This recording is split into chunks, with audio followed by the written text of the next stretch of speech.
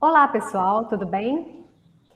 Hoje nós vamos fazer uma revisão de conteúdo para a nossa avaliação de 40 pontos que se aproxima. Então, vou dar algumas dicas, né, para vocês aí, o que precisa ler mais, ficar mais atento, embora a prova seja de consulta, né, a avaliação seja de consulta, mas é sempre bom a gente estar com o guia aí e, né, com o conteúdo aí em mente. E o que não precisa, não vou fazer vocês ficarem, né, preocupados ou decorando coisas desnecessárias, né? Então, vamos lá.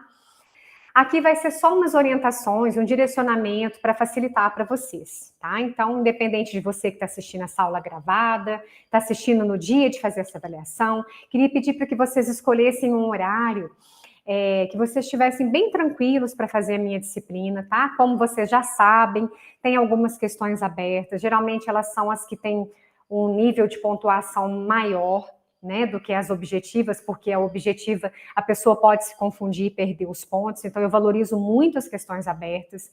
Então, por conta disso, evitar fazendo um horário que já está cansado ou abrir várias disciplinas ao mesmo tempo, ok? Da unidade 1, a gente tem várias questões, lembrando que isso é um banco de questões e vai ser um sorteio. Então, quando eu falo várias, não quer dizer que vai cair para todos, ok? Mas a gente tem algumas questões, sim, a respeito de políticas públicas voltadas para a inclusão. Então, é sempre bom ter o manual aí de políticas públicas, a lei aberta, ter o guia de estudos, né, e prestar bastante atenção, porque como essa questão de lei, às vezes, quer dizer um ponto, um parágrafo, às vezes uma palavra pode ser a alternativa incorreta, tá? Então, tem algumas terminologias também que são bem específicas da nossa matéria que eu gostaria de revisar. Por exemplo, se cair alguma questão, AEE, quer dizer Atendimento Educacional Especializado. Então, segundo o texto da Política de Educação Especial na perspectiva inclusiva, a gente tem a definição de EPAEE, que são estudantes público-alvo da educação especial. Não é necessário decorar, mas a gente está fazendo uma revisão aqui, para vocês não ficarem meio perdidos, porque às vezes um enunciado vem com a descrição entre parênteses, mas às vezes não, ou às vezes você está lendo um texto referente a alguma coisa inclusiva e você se depara com algumas terminologias. Isso não quer dizer, gente, que daqui a pouco esse tipo de terminologia vai ser utilizada.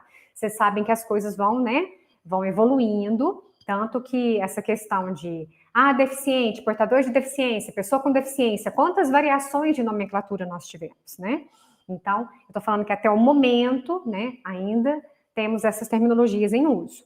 Então, estudante público-alvo da educação especial.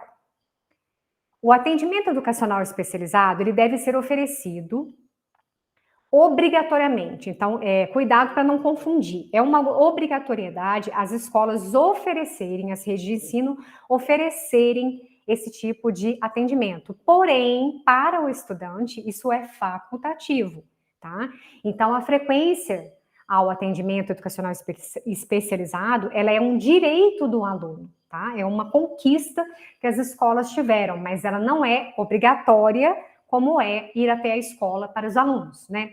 Nós tivemos um momento diferente aí nesses últimos períodos por conta da pandemia, mas esse atendimento ele não é obrigatório, tá? Ele é facultativo para o estudante. Agora, para a escola, se tiver casos, é obrigatório oferecer esse tipo de atendimento, só para ficar bem claro aí. Então, se caso o estudante tivesse essa obrigatoriedade de ir até esse atendimento, então, de certa forma, ia parecer também um pouco discriminatório, ia parecer que está discriminando o aluno por ele ter algum tipo de deficiência, ter que frequentar. Então, isso ficou dessa forma que eu estou explicando para vocês, tá? Para a escola é obrigatório, porque ela tem que dar esse suporte à família, mas para o aluno é facultativo. Então, o atendimento educacional especializado, ele não se destina exclusivamente, atenção, para estudantes com deficiência. Esse tipo de atendimento, ele pode ser para qualquer estudante, tá? Inclusive os estudantes público-alvo da educação especial. Vocês podem também dar uma olhadinha no guia, os conceitos principalmente referente à deficiência mental, pode cair algumas questões aí, né? O que é a deficiência mental? Para entender essa questão, vale destacar que a deficiência mental ela é um quadro psicopatológico, então ela diz respeito especificamente às funções de cognição. Só que Tanto os outros aspectos estruturais quanto os instrumentais também podem estar alterados. Porém, o que vai caracterizar, né, a deficiência mental são as defasagens e as alterações nas estruturas mentais para o conhecimento. A delimitação e compreensão das dificuldades, elas podem ser feitas a partir de diferentes olhares, os quais trarão consequências distintas à prática daqueles que se dedicam ao trabalho com as mesmas. Aí tem um decreto que eu gostaria que vocês deixassem ele aberto ao fazer a avaliação, porque pode, né, no sorteio cair a respeito desse decreto. Ele é um dos mais importantes, um dos que mais se cobra em questões referente à inclusão. Então, ele é o 5.296/2004. No artigo 4º, ele define como pessoa portadora de deficiência, porque tem vários estereótipos, né? Então, para a gente não confundir, quais são as que são definidas como portadoras de deficiência. Então, essa lei, no dia 24 de outubro de 1989, ela dispõe sobre a política nacional para a integração da pessoa portadora de deficiência. E ela consolida as normas de proteção e dá outras providências. O artigo 4º é considerado pessoa portadora de deficiência a que se enquadra nas seguintes categorias. Primeiro, deficiência física, é uma alteração completa ou parcial de um dos segmentos do corpo humano, acarretando o comprometimento da função física, apresentando-se sob a forma de paraplegia, parapesia, monoplegia, monoparesia. Eu não vou ler todos esses nomes com IA, que são muitos, né? Mas é bom vocês terem ou esse PDF, que eu vou deixar anexado para vocês na gravação, ou pelo menos o decreto aberto nesses parágrafos especificamente, tá, gente? Membros com deformidade congênita ou adquirida, né? Exceto as deformidades estéticas e as que não produzem dificuldade para o desempenho de funções. A gente está falando de qualquer tipo de função, tá? Coisas estéticas não entra, tá? Agora, a questão aqui da congênita, geralmente é porque já veio de nascença, ou pode ter adquirido alguma deficiência física por um acidente de trânsito, por exemplo, tá? Segundo, deficiência auditiva é a perda parcial ou total das possibilidades auditivas sonoras. Tem gente que confunde, acha que deficiência auditiva é só quem não escuta nada, não é isso. Pode ser uma perda também parcial ou total das possibilidades auditivas sonoras, tá? E então a gente considera aí de 25 a 40 decibéis é uma surdez mais leve, de 41 a 55 é moderada, de 56 a 70 acentuada, de 71 a 90 eles consideram severa, e acima de 91 é a surdez profunda, tá? 3. Deficiência visual. Acuidade visual igual ou menor que o menor olho após a melhor correção ou campo visual inferior à 20ª, que é uma tabela aí, né, ou ocorrência simultânea de ambas as situações. Não precisa decorar, tá, gente? Só tenho em mãos aí para não demorar muito aí para a pesquisa na hora da avaliação. Agora, a deficiência física é uma alteração completa ou parcial de um ou mais segmentos do corpo, acarretando o comprometimento da função física, apresentando alguns nomes que nós já falamos anteriormente, exceto as deformidades estéticas, tá? Então, esse é o decreto 5.296 de 2004. A auditiva tem a perda também bilateral, parcial ou total, tá? E a visual também, a cegueira, na qual a acuidade visual é igual ou menor que 0,05 no menor olho, com a melhor correção óptica, a baixa visão, que significa acuidade entre 0,3 e 0,05. Então, deficiência visual também a gente tem, além da total, a gente tem, às vezes, a baixa visão, né? Tem a cegueira, tudo relacionado também a questões, né, congênitas ou não, tá? Então, os dois casos são considerados com deficiência visual, sim. A deficiência mental é o funcionamento intelectual significativamente inferior à média, com manifestação antes dos 18 anos e limitações associadas a duas ou mais áreas de habilidade adaptativa, como a comunicação, o cuidado pessoal, habilidade social, utilização da comunidade, recursos de comunidade, saúde e segurança, habilidade acadêmica, lazer, né? A gente viu vários tipos de deficiência. Às vezes a pessoa tem uma dificuldade de sociabilidade com o próximo. Então, todas essas questões são levadas como deficiência, tá? A deficiência múltipla seria o quê? Seria uma associação de duas ou mais deficiências, por isso que a gente chama de deficiência múltipla.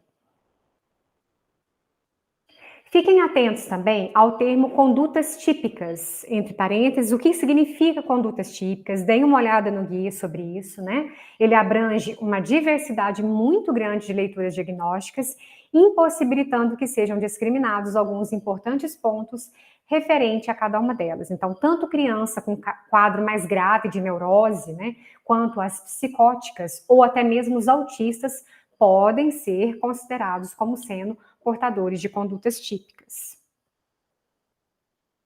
Sobre o Braille, não precisem se descabelar, ficar preocupados, não vai cair questões como caiu aí no nosso ambiente, né, que a gente teve uma por curiosidade, também para a gente conhecer um pouquinho, né, a gente viu que não é tão fácil.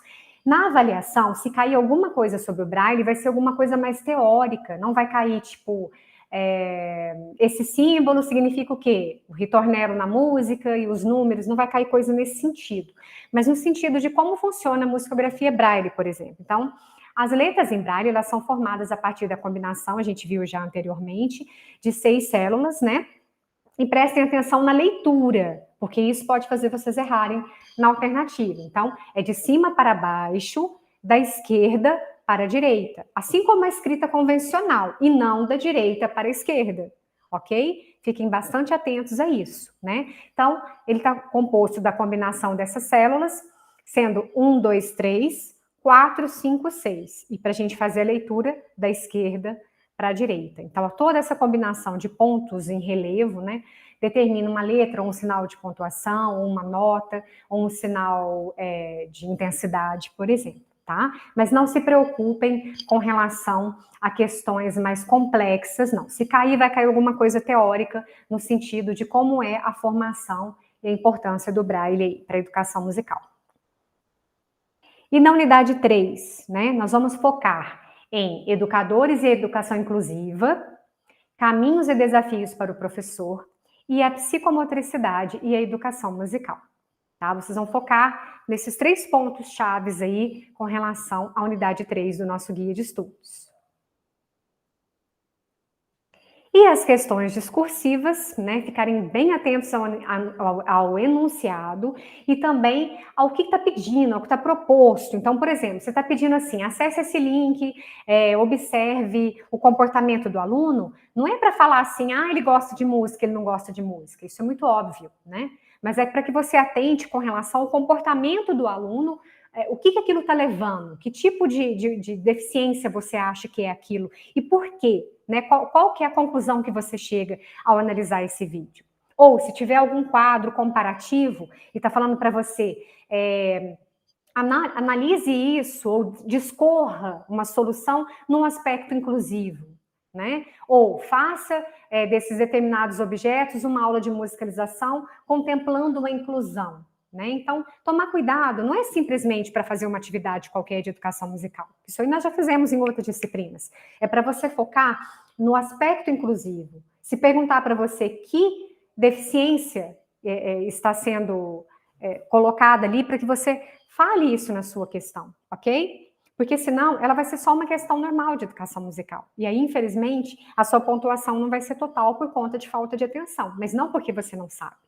Né? Quem fez aí as atividades práticas aí da nossa, ou está, né, elaborando, já sabe mais ou menos o que é. Quem deu uma olhada no guia de estudos, tem um monte de exemplo, vídeos gravados também que eu fiz no estúdio, falando sobre isso. Às vezes uma coisa simples que você adapta, a atividade é outra atividade. Ela dá para fazer tanto com a questão inclusiva, quanto para outros alunos normais também, que não apresentam nenhum grau de dificuldade, né?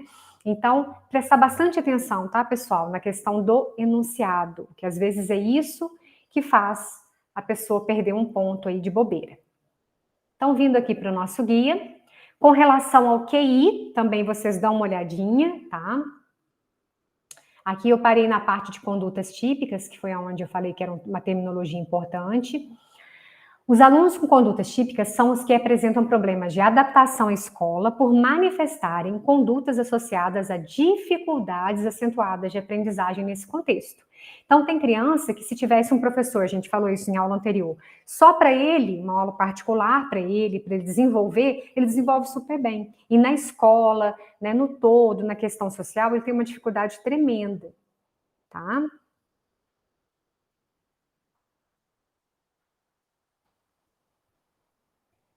O termo condutas típicas abrange uma diversidade grande de leituras diagnósticas, impossibilitando que sejam discriminados alguns importantes pontos de referente, né, sobre eles.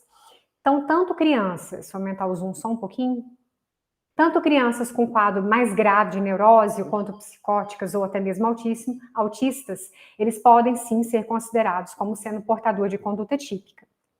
As diferenças que permitem delimitar esses vários quadros são estabelecidos pela teoria e pela prática da psicanálise, a qual tem feito importante avanço na direção do tratamento para crianças com essas patologias.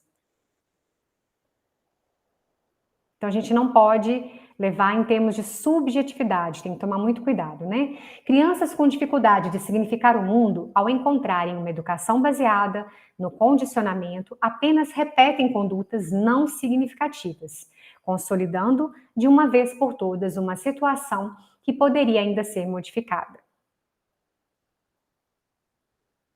E vale ressaltar também que o fato da criança ter uma deficiência mental não diz nada a respeito do modo como a estruturação subjetiva está se processando.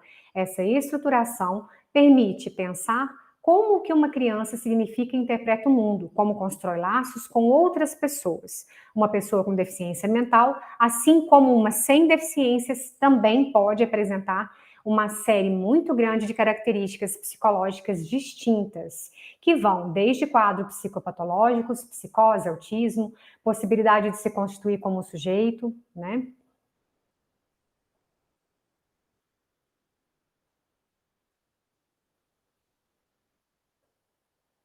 Deficiência mental diz respeito exclusivamente à possibilidade de conhecer.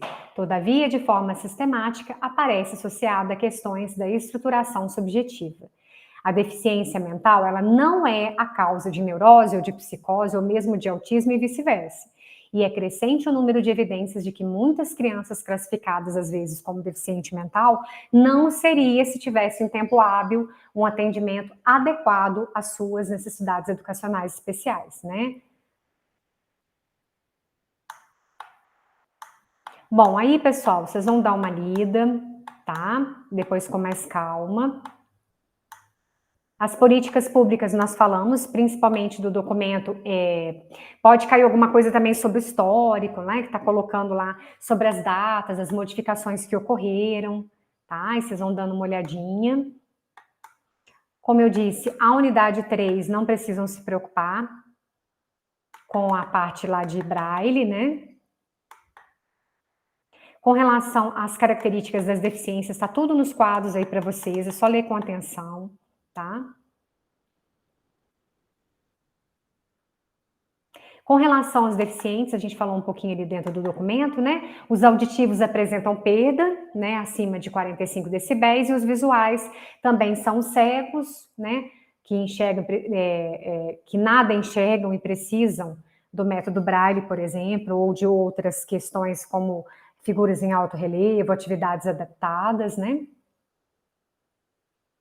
A gente tem a cegueira parcial, que é quando o indivíduo só vê em vultos, distingue, por exemplo, o claro do escuro, muito pouco mesmo. Mas também tem próximo da cegueira total, ele só tem percepção da luminosidade, sendo capaz de identificar a direção da luz. E a cegueira total, ou amaurose, pressupõe a completa perda de visão, tá? Só para lembrar alguns termos aí. Os excepcionais psicossociais são aqueles que apresentam problemas o quê? De comportamento. Não tem nada a ver com a questão mental, tá?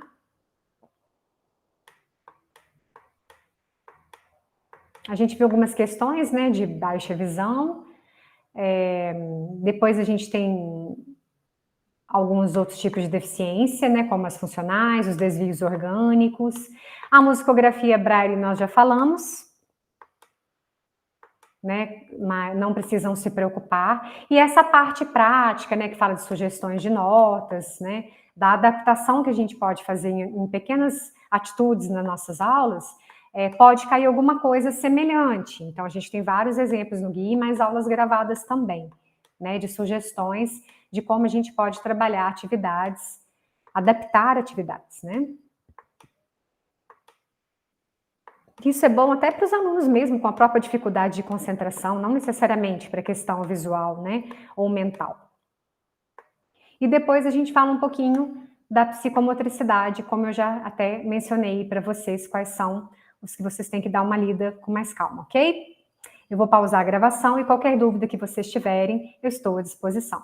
Vou colocar também para vocês vários textos de apoio, tá, pessoal? Para aqueles que gostam dessa temática, querem aprofundar um pouco mais, não dá tempo de colocar todo o material, todo o conteúdo no guia e nem falar nas aulas, mas é bom a gente ter sempre leituras de apoio. No mais, façam com calma e boa sorte a todos.